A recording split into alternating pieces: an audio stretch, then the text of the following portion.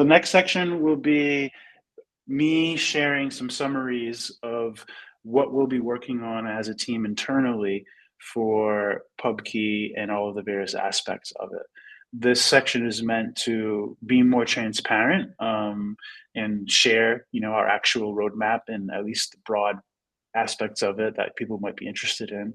Also, to make sure that people that want to contribute or people that wish a certain thing was coming know whether or not that thing is already in the works. Um, yeah, so let's start with PKDNS. Sev already did mention a few things, and I'm not going to read every single aspect of all of these slides. We will provide these slides, a link to these slides as well, and a recording of this video. But basically, you see here, you already saw that we have pkdns.net and tools there. We'll probably flesh out a couple more things in there this year. PKDNS V07, just generally reliability and performance improvements for mainline and Bakar.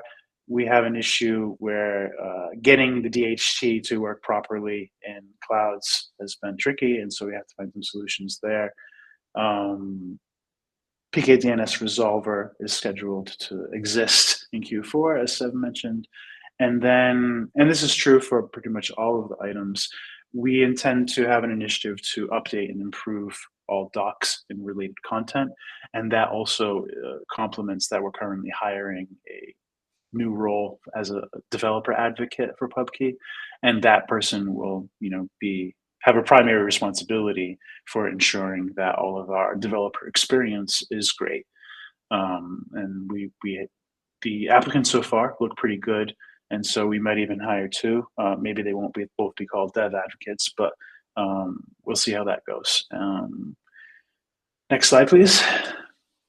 The home server, Pubky core, Pubky client, etc.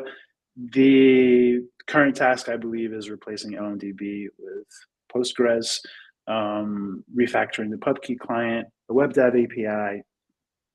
We're also researching more sign-up methods. Apparently, Nostr people don't like having to ask John for an invite code, and they think invite codes mean that Pubky is evil. But it's really just a way to stop people from doing things like spamming Nazis on our server, like in the call today. And so it's something any server that is providing hosting services would want as a feature, the ability to determine whether somebody is permissioned to use that server. That's all it really represents.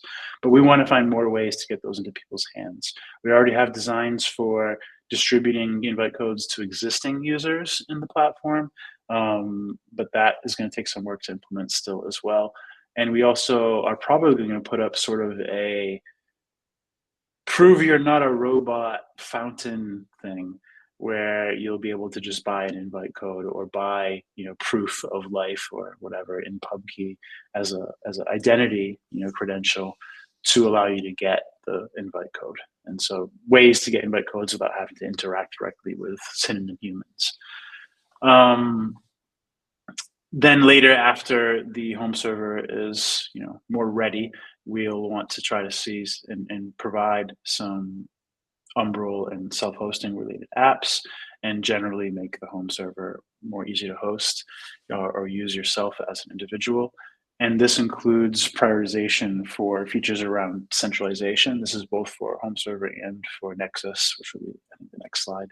But the centralization, meaning that when an application wants to read from any home server, or an indexer wants to read from any home server, it can do that. Right now, pubky.app only reads from our home server, but it could theoretically read from any home servers, and our indexer could just be aggregating from many home servers instead of only ours. And that takes some work to make that possible, but it's important to make the quote-unquote credible exit claims that we have fully true. So while anybody could technically run a home server right now, it won't be practical for another few months. And we really need primitives or features like mirroring to make this kind of practically true, where you always have an exact copy of your data in more than one place. We also have a R&D project going on in the background for a noise implementation for the ed curve, and this is just a private data primitive. I'm not sure whether or not this will be how we proceed, whether or not it will be only for PayKit and providing proofs of payments to the Pubkey system, or if it will also be used in things like private messaging, et cetera. There's some other research we want to do in this area as well. Next slide, please. Pubkey Nexus Indexer. Again, the main milestone here is decentralization, but there's a lot more that we want to do with the graph and just a whole world of wish list items that we want to unlock, but probably won't be able to until next year. We they're going to be working on improving event handling, query performance, again, support for multiple home servers, making Nexus reachable as a Pubkey server as a key. Again, technical documentation and Dockerized Nexus app.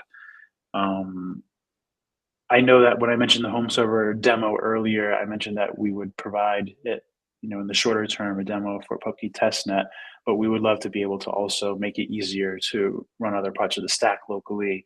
So far, only Pasta Gringo has been brave enough to request the Docker and get everything, the whole stack running. But we want to make this less, require less bravery in the future. Next slide, please. Pubkey Ring, nothing too adventurous planned here. I'm happy to hear what you would like to see in the Pubkey Ring app. Maybe you could even add items for Pubkey Ring in Roadkey if you have ideas. We have so much else going on. It's a relief to not have one of our projects not have a ton of ambitious ideas at the moment, but it's just meant to be a keychain and be good at that.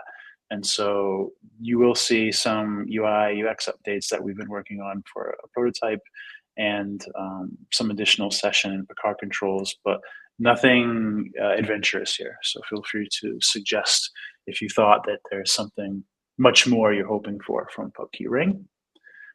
Next slide, please. Pubkey app.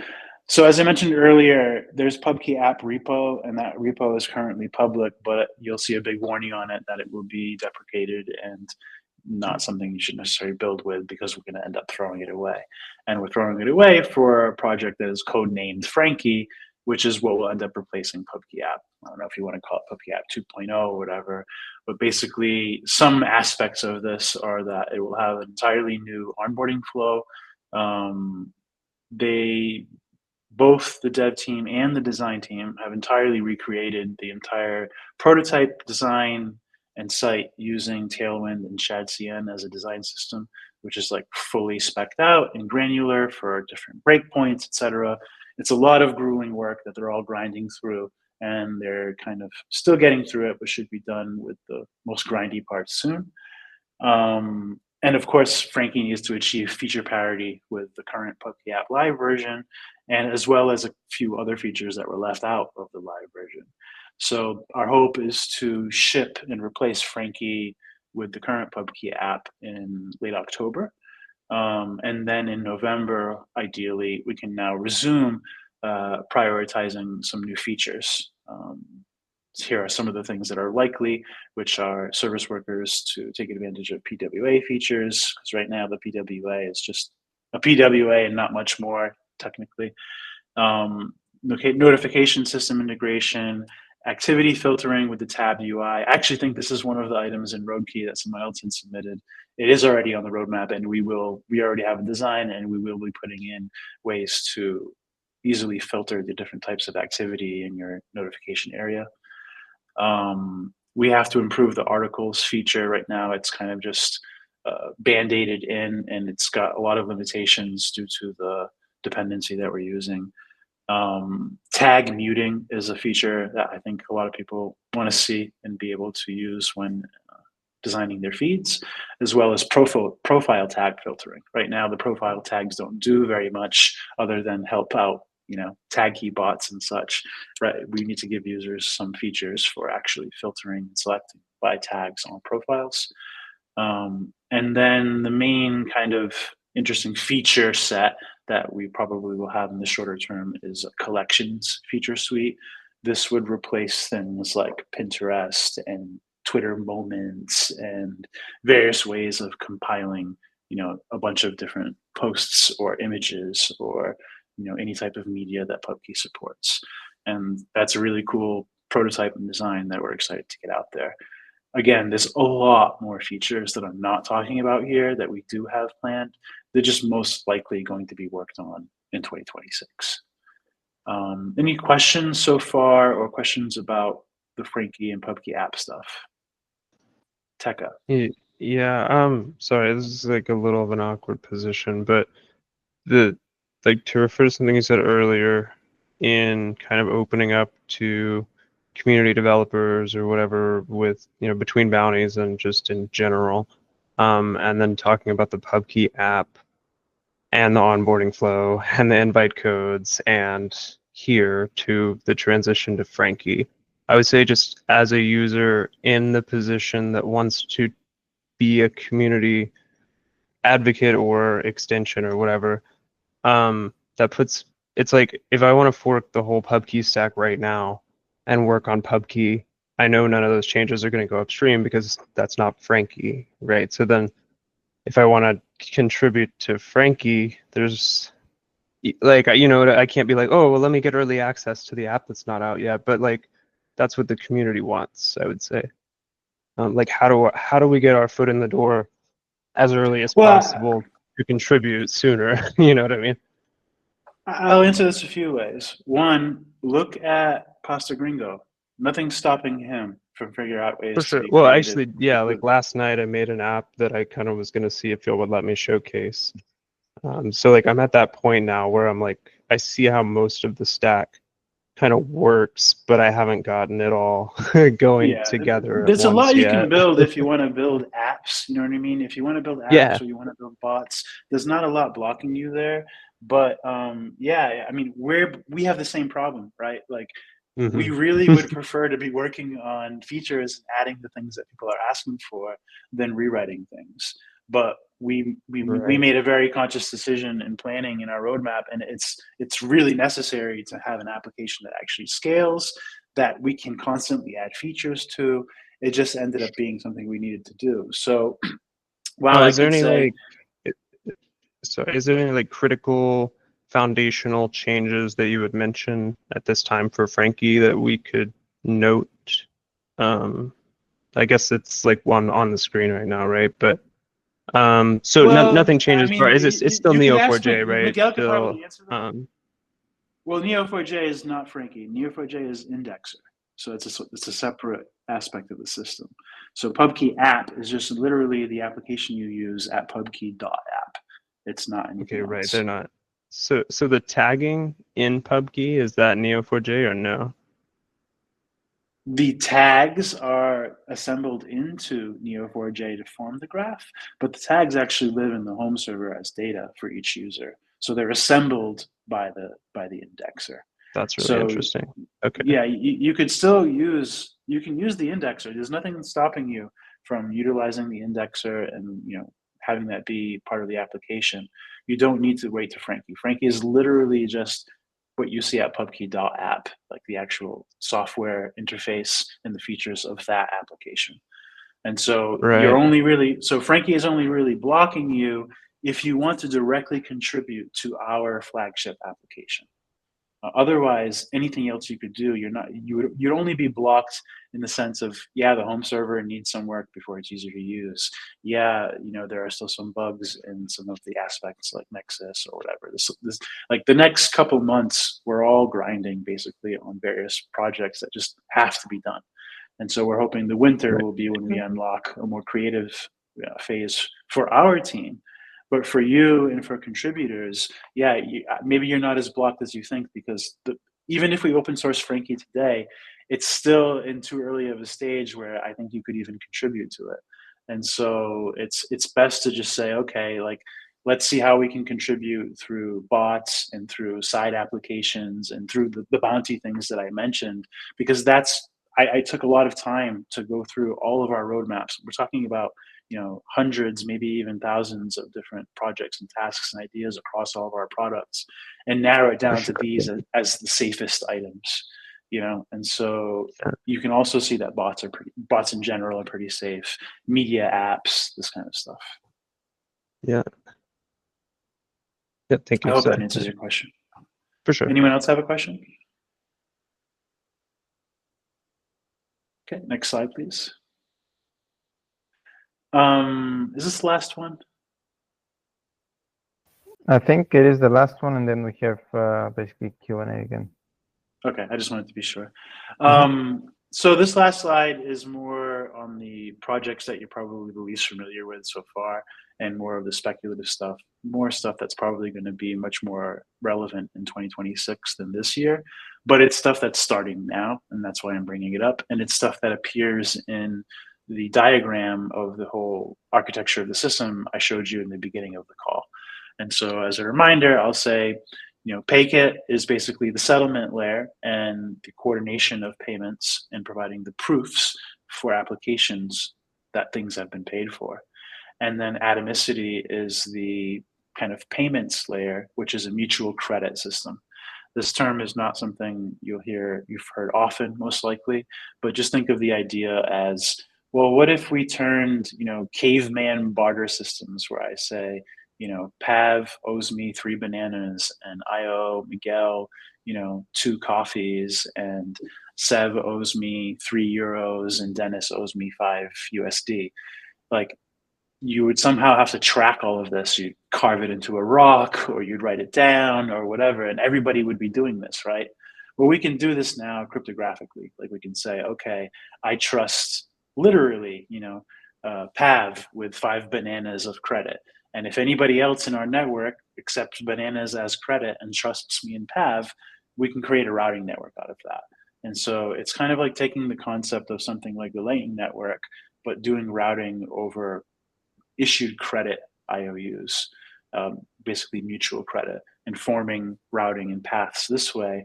So this way, it's sort of like, if you think about all the layers on Bitcoin, they're all to take transactions off chain, right? You say, okay, we can't afford the on-chain transactions. They're too expensive. They're too slow, whatever reason it might be. And so we're going to go do them on Lightning, or we're going to go do them on Liquid, or we're going to do them somewhere else. Well, all of those models end up being extremely complex and ultimately being ways to bake in some form of trust.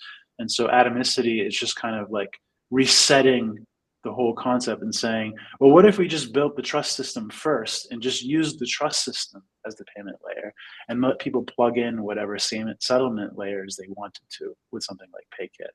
So it's speculative. I don't know if it will take off or something like this, but if we're going to keep working on all of these scaling layers, I figure we should at least have one that covers trust use case. And because Pubky has the semantic social graph and this ability to tag everything, it puts it in a much better position for being able to pull something like this off, coordinate, all of the routing, coordinate the trust relationships in different contexts, things like this.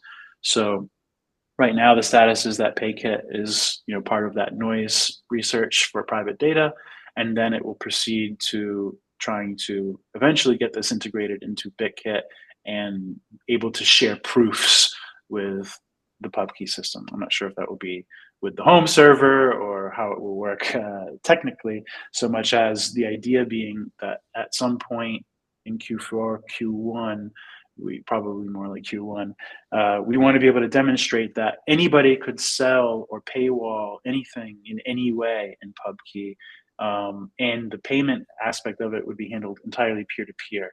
So there's no fees in the system. There's no one draining, saying if you sell, like there's no app store taking X%. There's no payment processor taking Y%. It's just you choose your settlement method, and that's the only fees that are involved. But you can sell anything to anyone and find anything from anyone because of tags. That's the dream of it. So it'll take us a while to be able to demonstrate that, but I'm detailing all of this because it's what we're doing instead of Zaps. Well, we didn't design this anything to do with Zaps. It's not derivative so much as looking at Zaps. It does not satisfy the requirements for the system that I showed you in the diagram in the beginning of the call. It needs to be something that people can actually monetize their offers with. And so that's what we're going for.